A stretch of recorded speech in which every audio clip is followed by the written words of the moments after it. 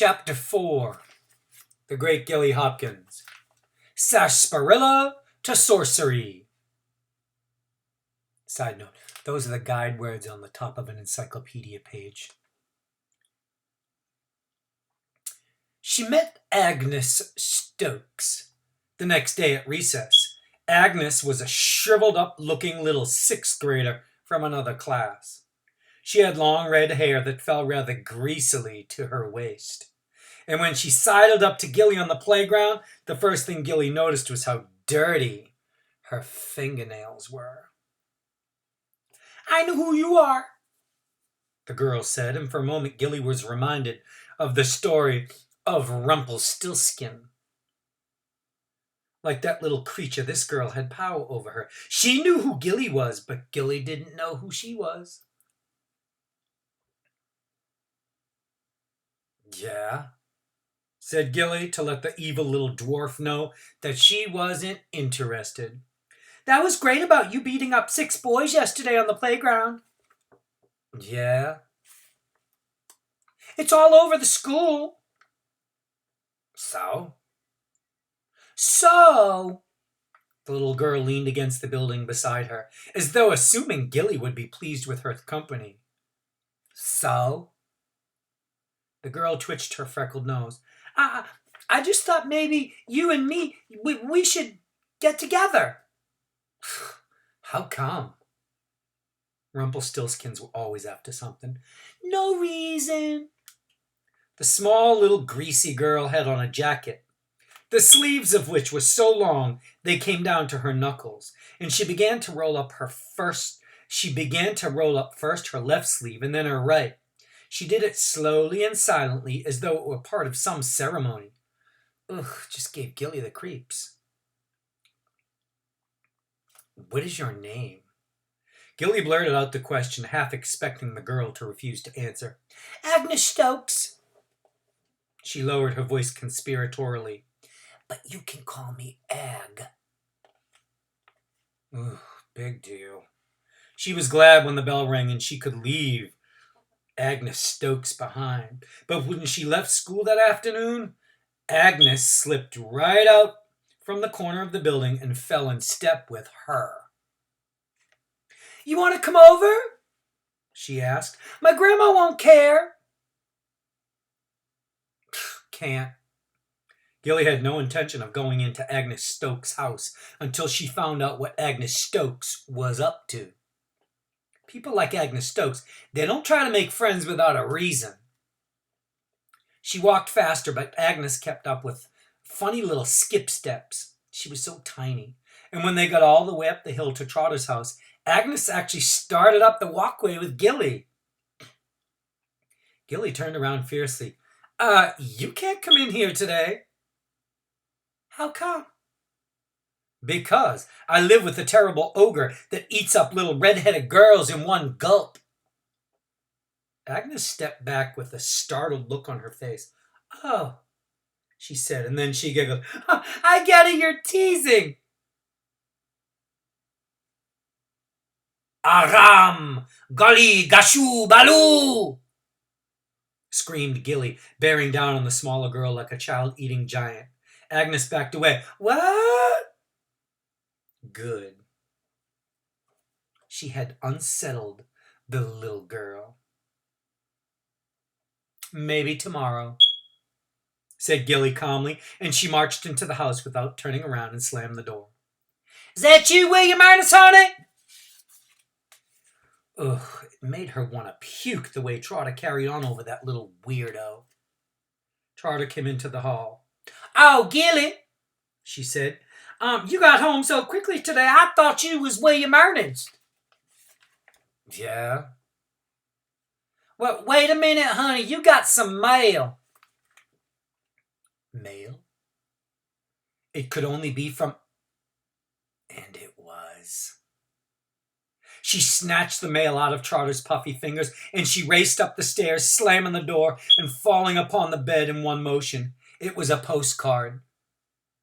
It was a postcard showing a sunset on the ocean, and slowly she turned it over. "My dearest Galadriel, the agency wrote me that you had moved. I wish it were to hear. I miss you. All my love, Courtney. That was all. But Gilly read it again, and a third time. No, that was not all that was on the postcard. Up on the address side in the left-hand corner, the letters were squeezed so tightly together you could hardly read them. It was an address. Her mother's address. She could go there. She could hitchhike across the country to California. She would knock on the door and her mother would open it, and Courtney Rutherford Hopkins would throw her arms around her and kiss her all over her face and never let her go. I wish it were to hear. I miss you. See, Courtney did want her to come. And she wrote, all my love. Inside her head, Gilly packed the brown suitcase and she crept down the stairs. In the middle of the night, she was out in the darkness. No. She shivered a little. She would pick a time when Trotter was fussing over W.E. or Mr. Randolph. She would steal some food, maybe a little money even. People picked up hitchhikers all the time. A hitchhiker is someone with their thumb up who wants a free ride. People pick up hitchhikers all the time. She'd get to California in tops a few days, probably less than a week. People were always picking up hitchhikers. Ooh. Yeah, and sometimes they beat them up, and sometimes they killed them. Nah. And then they'd throw their dead bodies into the woods, and all because she didn't have any money to buy a plane ticket or even a bus ticket. Oh, why did this have to be so hard? Other kids could be with their mothers all the time. Dumb, stupid kids who didn't even like their mothers. While she put her head down and she began to cry. She didn't mean to, but it was so unfair. She hadn't even seen her mother since she was 3 years old. Her beautiful mother, who missed her so much and sent her all her love. You all right in there, honey? You all right, Gilly? Gilly sat up straight. Couldn't anyone have any privacy around this dump? She stuffed the postcard under her pillow, and then she smoothed the covers of the bed, the one that she had refused to straighten before school. She stood up at the end of the bed like a soldier on inspection, but the door didn't open. Is there anything I can do in there for you, honey? Ugh, yeah, you can go fry yourself, lard face, she thought. Gilly, can I come in? No! Shrieked Gilly, and then she snatched open the door. Can't you leave me alone for one stupid minute? Charter's eyelids flapped on her face like shutters on a vacant house. Are you okay, honey? I will be as soon as you get your fat self out of my door. Okay. Trotter backed up slowly towards the stairs. You call me if you need anything, Gilly. As an afterthought, she said, Gilly, it ain't a shameful thing to need help, you know. I don't need any help! Gilly slammed the door and then yanked it open. From anybody! She slammed the door one more time. I miss you, all my love. Her mother had written that. I don't need help from anybody except from you. If I wrote you, if I asked you, would you come and get me? She thought. You're the only one in the world I need. I'd be good for you. You'd see. I would change into a whole new person. I'd turn from gruesome Gilly into gorgeous, gracious, good, glorious Galadriel. Oh, and I'd be grateful. Oh, Courtney. Oh, Mother, I would be so grateful. Did you notice all that alliteration? Gorgeous, gracious, good, glorious Galadriel. How the first letter is the same. That's called alliteration. Catherine Patterson loves to use it. Passage of time. Lord, you are so good to us. Mr. Randolph was saying the supper blessing. Yes, Lord, so very good. We have this wonderful food to eat and wonderful friends to enjoy it with. Now bless us, Lord, and make us truly, truly grateful. Amen. Amen. My, Mr. Randolph, you sure do give a proper blessing. Oh, Miss Trotter, when I sit before the spread of your table, I got so much to be thankful for. Oh, good Lord. How is a person supposed to eat through this garbage? Well, Miss Gilly, how is school for you today? Gilly grunted. Trotter gave her a sharp look. It was okay, I guess. My, you young people have such wonderful opportunities today. Back when I was going to school. Oh, thank you, Miss Trotter. Oh, what a delicious smelling plate. My. And to Gilly's relief, the blind man's attention was diverted from his tale of childhood school days to the organization of the food on his plate and the eating of it, which he did with a constant murmuring of delight. Dropping little bits from his mouth to his chin or his tie. How disgusting. And Gilly switched her attention to William Ernest, who, as usual, was staring at her bug-eyed. She smiled primly and mouthed, How are you doing, Sweetums? Sweetums immediately choked on a carrot, and he coughed until tears came. What's the matter, William Ernest, honey? Oh, I think, Gilly smiled her old lady principal smile, I think the dear child is choking. It must be something he ate. Are you all right, baby? W.E. nodded through his tears. Are you sure? Maybe he needs a pat on the back, Mr. Randolph offered.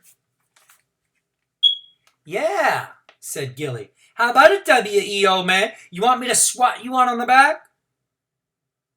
No, don't let her hit me. Nobody's going to hit you, honey. Everybody just wants to help. Trotter looked hard at Gilly. Right, Gilly? Yep, just wanted to help my little buddy. Gilly flashed her crooked politician smile. I'm all right, the boy said in a small, strangled voice. He slid his chair a couple of inches towards Trotter's end of the table so that he was no longer directly across from Gilly. Say there, W.E. Gilly flashed her teeth at him. How about you and me doing a little red-hot reading after supper? You know, squeeze that old orange reader book of yours.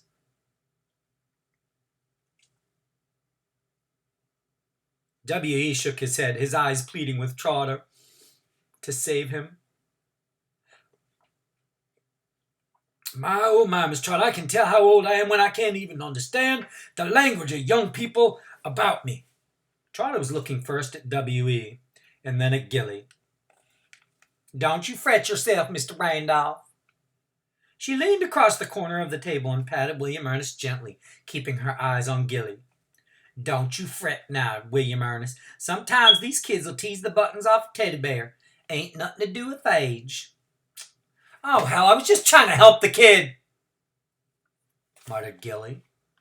Well, he don't always know that, Trotter said, but her eyes were saying, like heck you were. I got a good idea, she went on. They tell me, Gilly, that you some kind of a great reader yourself, and I know Mr. Randolph would like to hear you read something. The little wrinkled face brightened up. Oh, my, would you do that for me, Miss Gilly? It would be such a pleasure. Oh, Trotter, you rat. I don't have nothing to read, Gilly said. Oh, that ain't no problem. Mr. Randolph, he got enough books over there to start his own public library. Haven't you, Mr. Randolph? Well, I do have a few, he chuckled. Well, of course you do got the good book right here. What good book? Demanded Gilly, interested in spite of herself. She did like a good book. I do believe Mr. Randolph was talking about the Bible. The Bible? Gilly didn't know whether to laugh or cry. She had a vision of herself trapped forever in the dusty brown parlor, reading the Bible to Trotter and Mr. Randolph. She would read on and on forever while the two of them nodded piously at each other. She jumped up from her chair. No, I'll go get a book, she said. I'll run over to Mr. Randolph's and I'll choose something. She was afraid they would try to stop her, force her to read the Bible, but they both seemed pleased, and they let her go. Mr. Randolph's front door was unlocked. The house was pitch black and mustier than Trotter's, and quickly Gilly pushed a light switch. Nothing happened. Of course, why would Mr. Randolph care if a bulb burned out? He was blind! She stumbled from the hall to where she thought the living room should be. She fumbled along the wall with her fingers until she found another switch. To her relief, one of them worked. It wasn't very bright, only 40 watts. 40 watts maybe, but still it was light. Leaning against two walls of the crowded little room were huge antique bookcases that reached the ceiling, and they were stacked. The books were stacked or lying upside down, even put in backward. There were books, hundreds of them. They looked old and thick with dust. It was hard to think of funny little Mr. Randolph actually reading them. She wondered how long he had been blind. She wished she could push her mind past those blank white eyes of his into whatever of Mr. Randolph's all these books must represent. She went towards the larger shelf to the right of the door, but she felt strangely shy about actually touching the books. It was almost as though she was meddling in another person's brain.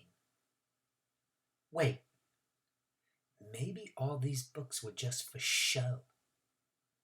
Maybe Mr. Randolph collected books, trying to act like some big-shot genius, even though he himself couldn't read a word. No one would ever catch on. They'd think he didn't read because he couldn't see. That was it, of course.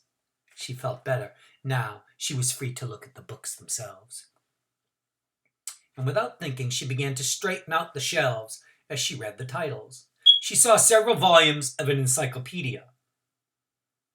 One of them was Antarctica to Belfa. Then she saw Jerez to Liberty. These are the guide words from the beginning subject to the end subject. She looked around for other volumes of the encyclopedia, and it bothered her to have everything in such a muddle. High on the top shelf, she saw another encyclopedia, with Sarsaparilla to Sorcery written on the side. She dragged a heavy stuffed chair backwards to the shelf, and she climbed up on the very top of its back, and on tiptoe, leaning against the rickety lower shelves to keep from toppling. She could barely reach the book. She pulled at it with the tip of her fingers, catching it as it fell, and something fluttered to the floor as she did so. Money. She half fell, half jumped off the chair, and she snatched it up. It was 2 $5 bills. They had fallen out from behind the encyclopedia, Sarsaparilla to Sorcery. She put the encyclopedia down and studied the old wrinkled bills, and just when she was needing money so badly. Side note, money to get a bus ticket, train ticket, or plane ticket to go see her mother. Here, this money had come floating down like magic. $10 wouldn't get her very far, but there might be more where these bills came from. She climbed up again, stretching almost to the point of falling, but it was no good. Although she could just about reach the top shelf with her fingertips, she was very unsteady, and the lower shelves were much too wobbly to risk climbing. Heavy footsteps thudded across the front porch. The front door opened. "You all right in there, Gilly, honey?" Gilly nearly tripped over herself, leaping down and grabbing up Sarsaparilla to Sorcery from the chair seat, stretching her guts out to tip the book into its place on the shelf. And just in time, she got down on the chair seat just as a Trotter appeared at the door. "You was taking so long that Mr. Randolph remembered maybe them bulbs was all burned out. He tends to forget since they really don't help him much." "There's a light here," Gilly snapped. "If there hadn't been a light, I would have come back. I'm not retarded, you know." Yes, I believe that you have mentioned that before." said Trotter. Well, did you find anything you want to read to Mr. Randolph? There's nothing here but a bunch of junk. Well, one man's trash is another man's treasure, Trotter said in a maddeningly calm voice, wandering over to a lower shelf as she did so. She pulled out a squat leather-bound volume and blew the dust off the top of the book. Well, he sure do have a yen for poetry. A yen is a liking. Mr. Randolph sure does. She handed the book to Gilly, who was still perched on the chair. Well, this is one I used to try to read to him last year, but I ain't too hot a reader myself, as you can probably guess. Gilly stepped down. She was still angry with Trotter for bursting in on her, but she was curious to know just what sort of poetry old Mr. Randolph fancied.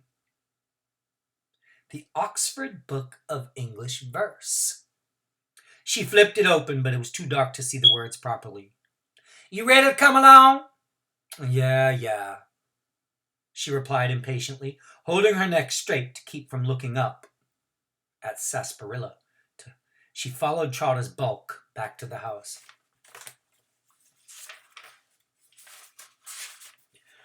What'd you bring? Mr. Randolph's face looked like a child's before a wrapped present. He was sitting right at the edge of the big brown chair. It's called the Oxford Book of English Verse. Gilly mumbled it. He cocked his head. What'd you say? I beg your pardon? It's the poems we was reading last year, Mr. Randolph. Trot had raised her voice, as she always did, speaking to the old man. Oh, good, he said, sliding back into the chair until his short legs no longer touched the worn rug. Gilly opened the book and she flipped through the junk at the beginning, and she came to the first poem, called Cuckoo Song. She read the title loudly. It was rather pleasant, being able to do something well that none of the rest of them could. Then she glanced at the body of the poem. Sumer is the cumenin, lude sing cuckoo, groweth set and bloweth med, and springeth the whole wood new, sing cuckoo. Cuckoo was right. Wait a minute, she muttered, and then she turned the page. By 20 Marche ent Avril. She looked quickly at the text.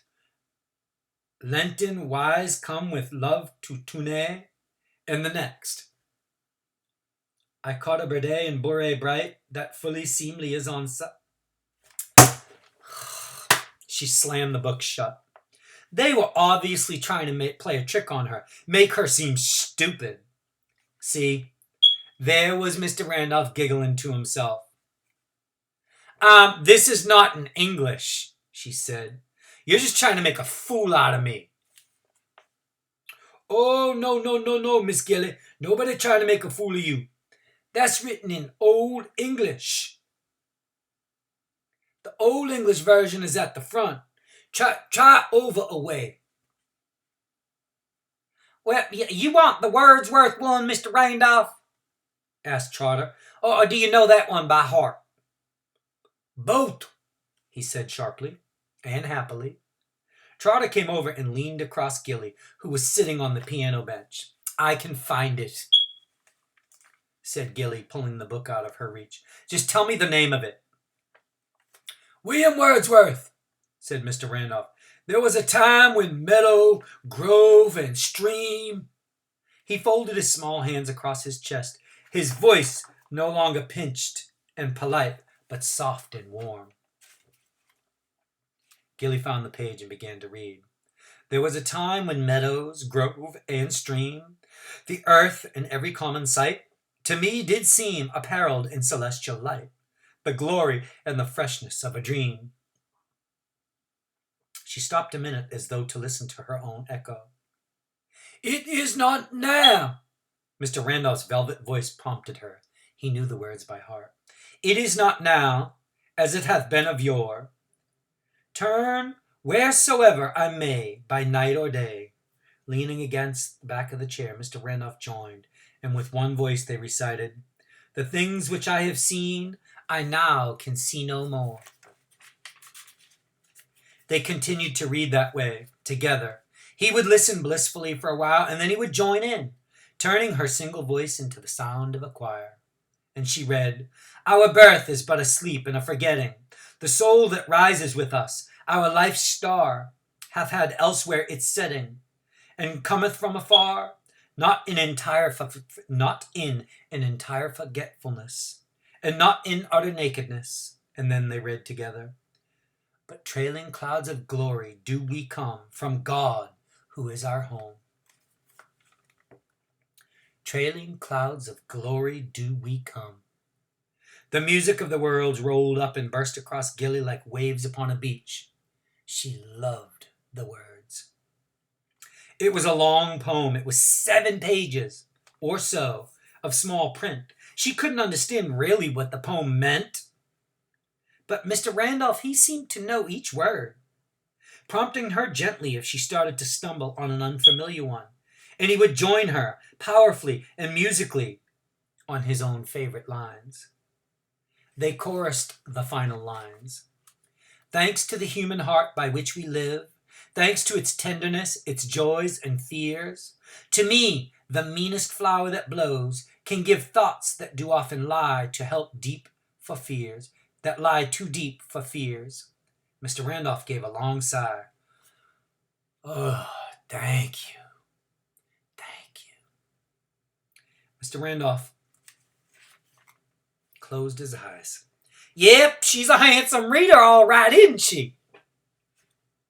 Trotter was smiling proudly as though she might share the credit for Gilly's talent. The smile irritated Gilly. She was a good reader because she had set her mind to be one. The minute that dang first-grade teacher had told Miss Dixon that she was afraid Gilly might be slow, Gilly was determined to make the old parrot choke on her crackers, and she had. By Christmas time, she was reading circles around the whole snotty class. Not that it made any difference. That teacher, Mrs. Gorman. She then explained very carefully to Miss Dixon that she had 25 other children to look out for, and that there was no way to set up a private reading time for one individual. Gilly would just have to learn some patience and cooperation. That was all. "Well, what'd you think, Miss Gilly? Did you like it?" asked Mr. Randolph, interrupting her angry thoughts.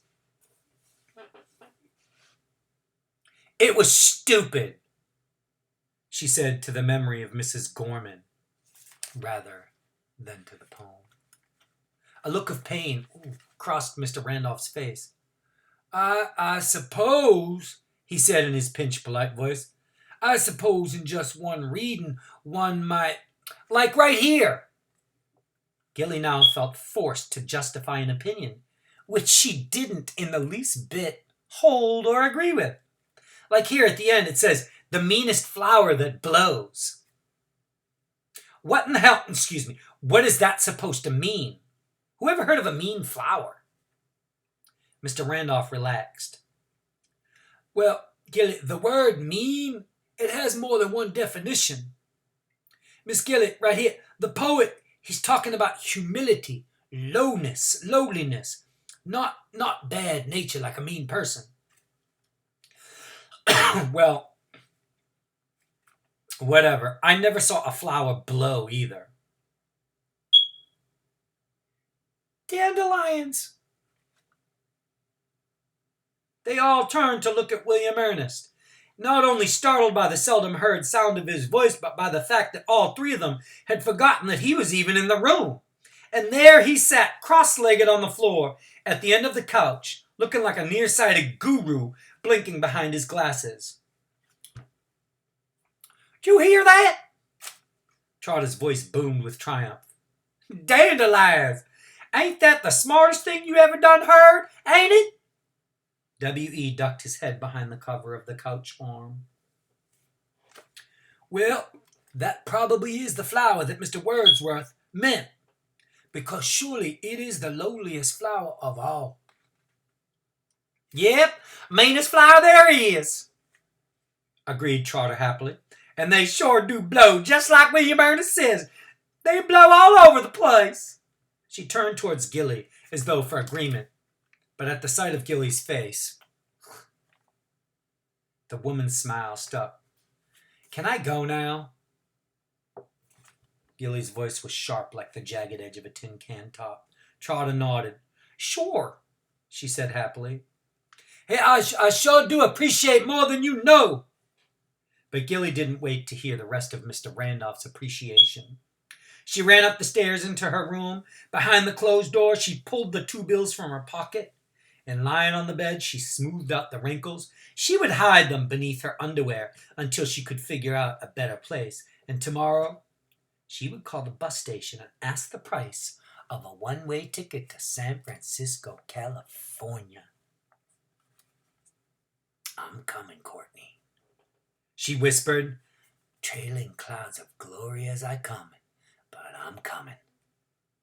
It was only a matter of getting back into Mr. Randolph's house and getting the rest of the money, because there was sure to be more.